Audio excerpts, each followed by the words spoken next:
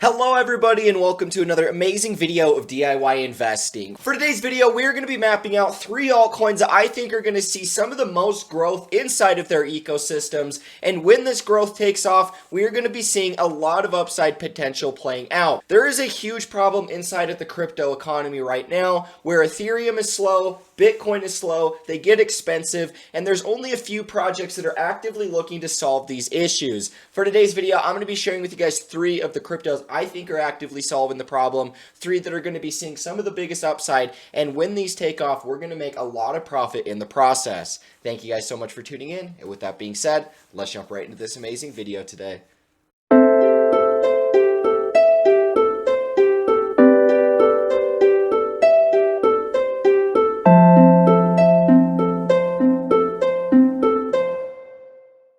Alrighty guys, here we are to start off today's video, and we're going to quickly talk a little bit about our last update around Bitcoin, talking about the shorter time frames, and keeping the exact same analysis that we had on that day.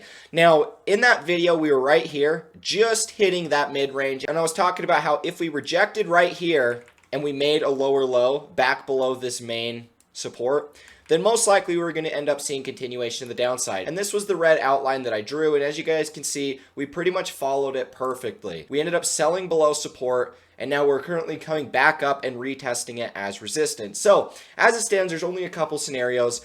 Scenario 1 is the most obvious one, and that's where we're just going to see continuation in this downtrend, just like we've already been doing. Or scenario 2 is where we're actually able to rebound back above this main support. Remember, this was our 3 areas of support and resistance. We rejected off the mid-range and then sold back below our main area of support. So this became resistance, right? All 3 of these are resistance levels, and we're below every single one of them. Every time we've hit one, we've rejected and made a lower low. Now with us most recently breaking down, we're coming back up to retest that again, and if we were to get a rebound back above about 41,864, I think that could set us in for a reversal, but we have to make a higher high, and we don't have a higher high until 41,888. Let's just go with that number. But once we can get back above that, I do think that we have the potential of a bigger reversal. If we were to come all the way back down, swipe these range lows, and then regain our prior support, I just think that this is going to end up seeing more continuation up. But it's all riding around this level. If we can get up here, I think that we're most likely going to make a move back up to the range highs at the very least. But if we get back above 41,888, I think that we're most likely going to end up reversing. So that's what I'm watching for in the short term. If we do end up reclaiming and making a higher high, this would look like some type of bearish exhaustion. So that's what I'm going to be looking out for with Bitcoin moving forward. Now let's talk a little bit about the 3 altcoins that I think are going to be popping off, are already showing some of the better returns inside of the market, and these ecosystems are just moments away from breaking out. Alrighty guys, first up on today's list is going to be Arbitrum. Now the things we're going to be talking about today are the layer 2 movements. All of the layer 2 projects are going to be solving the biggest problem inside of crypto.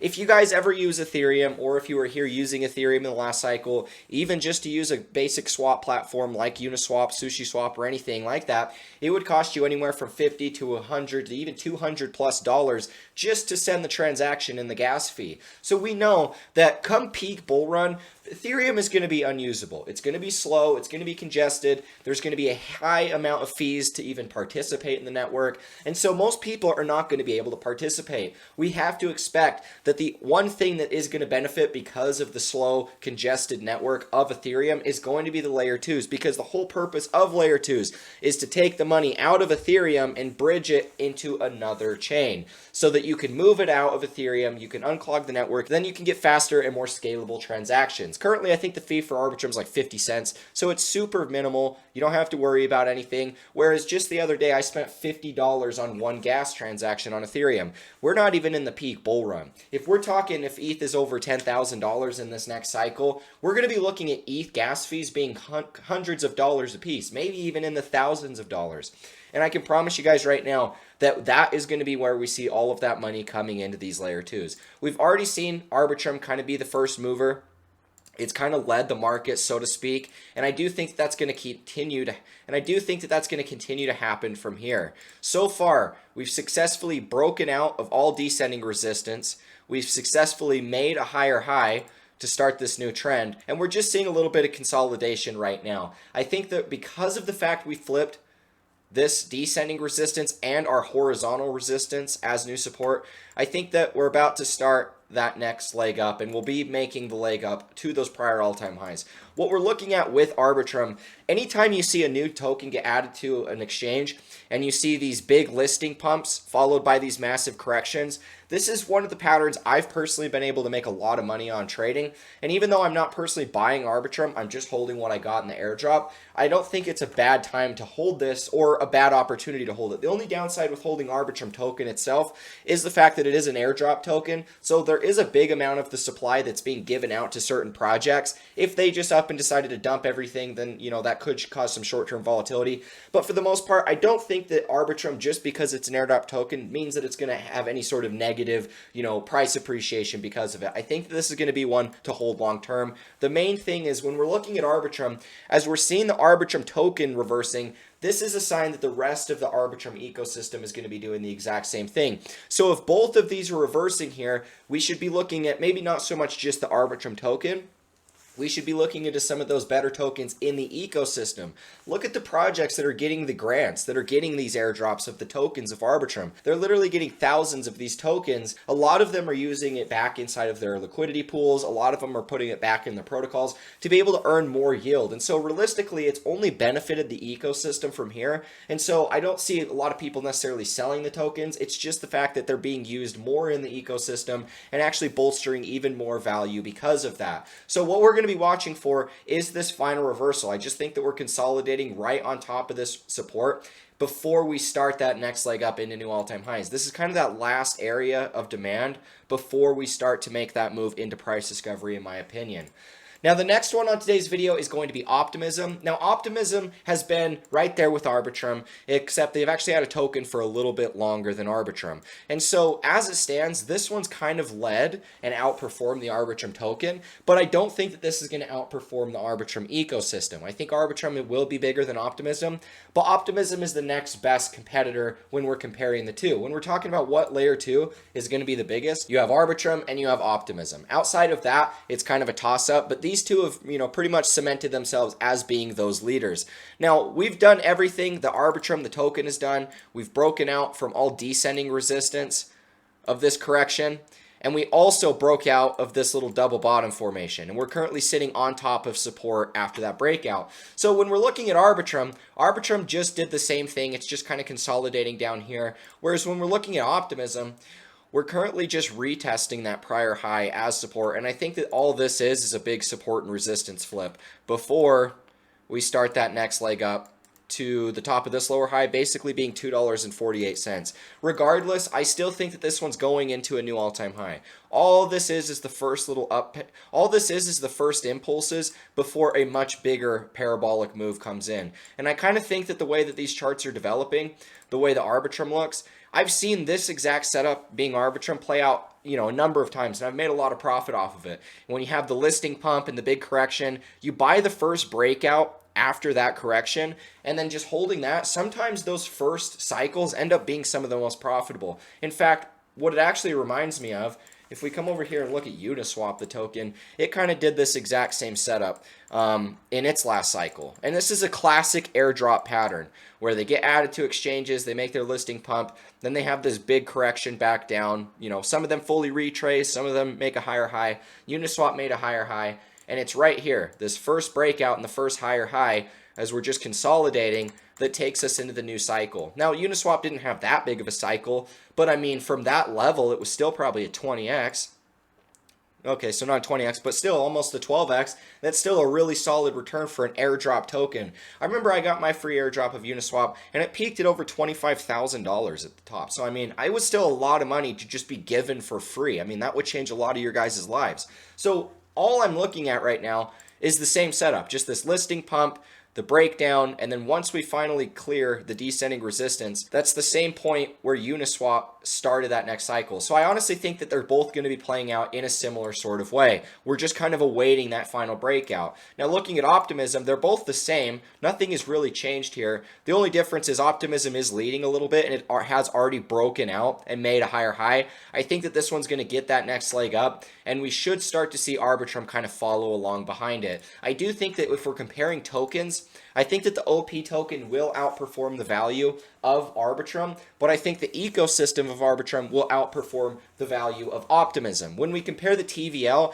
of Arbitrum is already making a new all-time high, and the TVL of Optimism is, fairly close to its range lows at the cycle low. So we're already seeing that the majority of smart money and DeFi money prefers Arbitrum, and that's where the money is starting to stick. But regardless, both of these two are getting ready for a much more significant leg up. So the last one we're talking about today is MetisDAO. Now, MetisDAO, the person who created this, or one of the people that created this, is the actual mother of Vitalik Buterin, who is the founder of Ethereum. So we have a direct connection there, and Vitalik actually gave MetisDAO a $100 million grant. So we do have that direct correlation. I do think that this will see more adoption, and they've kind of been one of the first projects to really go at that layer 2 narrative. These guys are older than Optimism and Arbitrum both, and I do think that most people are kind of forgetting about this project, but they will end up becoming more aware to it once this does break out. Now, when we're looking at this, all we've done is had one cycle, and this one cycle is just your standard Elliott wave impulse followed by an ABC correction back down. Just your classic example of a market cycle. The only difference was wave C went all the way down here. So we did make this lower low, because if we draw support, this was our support and we technically made a lower low. So what we're looking at this is a giant Wyckoff accumulation. If you guys aren't familiar with a Wyckoff, I'll explain to you guys exactly what they are. So this is what is known as a Wyckoff. Now we're going to have to go back over to this other chart just for the sake of this, but this is what I'm talking about when I say a Wyckoff. What we end up seeing here is the exact same setup. So we have the two lines for resistance, and then we have support. So we're going to go to the bottom here. And this one technically is supposed to make a lower low, but it doesn't. So, I mean, this is where we're going to see a little bit of a difference. But regardless, you guys are getting the point here. We top right here, and then we start this correction back down. Same thing happened there. Make this lower high. Same thing happened here with these two little peaks. Same thing right there. And then we start our final sort of capitulation. And this is what's known as the spring. And the spring actually takes us to a new low. Notice how it goes low, low, then we get another lower low after that. It's pretty much the same thing that happened here. The only difference was the secondary low never actually made a lower low, never actually made a lower one. But what we saw was the spring did.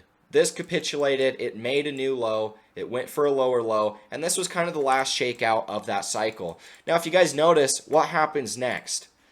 After the spring, you start that breakout and we go outside of resistance. And this is what I think is actually coming for Metis right now. We're just getting ready for that big sort of leg up in here before we clear resistance. And this is what I think is going to be coming next for us moving forward. So when we're looking at all of these, we're seeing Arbitrum itself reversing, broken out of a double bottom. We saw the same thing happen with Optimism, and it's actually making a new high, breaking out again, making a big support and resistance flip right now in the shorter time frames. It's actually leading Arbitrum. And then we're seeing MetisDAO, one of the laggards that most people don't really talk about when we're comparing layer 2s, and it's potentially showing some of the more strength out of all of them. It's looking like it's getting ready to run straight to those prior range highs. And I mean, from where we're at right now, even after such a big move, to the range highs is still almost 80%. We're still looking at a pretty significant type of accumulation taking place. And also, if we come out and look at the all-time graph, this is just, way, way, way below our prior all-time highs. If we're talking where we would be big picture when we do make a new all-time high sometime this next cycle, it's a 10x just to the prior range highs. So when I'm trying to find narratives that are going to make me the most money in the market, I don't think you can go wrong buying into the layer 2 narrative, because it's something that just wasn't around in the last cycles, and this is kind of the first time that it will be. We all know how bad Ethereum sucks. We all know how bad it doesn't work in the bull markets, and I think that that's such a big selling point when it comes time for these layer 2s to see adoption. We're going to see a significant amount of upside coming into them, and they're already starting to show all of the signs, bullish-wise, that we needed to see for continuation to take place. So these are what I'm watching for. I'm breaking them down for you guys. Hopefully that you guys are prepared.